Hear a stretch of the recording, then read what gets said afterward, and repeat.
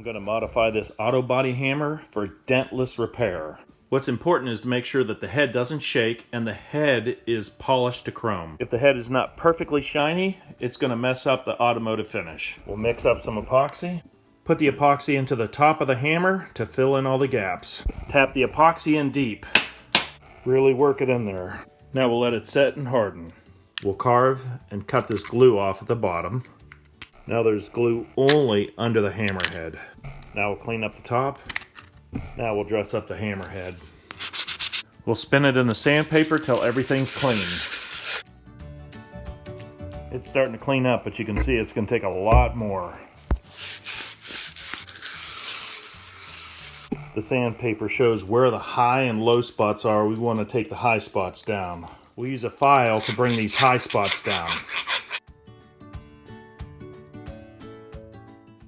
The file's made a prettier shape. Back to the sandpaper to smooth everything out.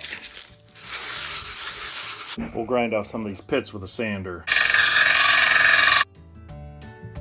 A lot of the pits are gone. We still have one right about here.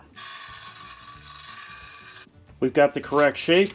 We'll go in with some finer sandpaper. We'll buff out the metal. There's a lot of scratches in there. We'll have to go in with some sandpaper. Just work it in the palm of your hand like this. We'll put some of this cutting compound on there, then keep working it.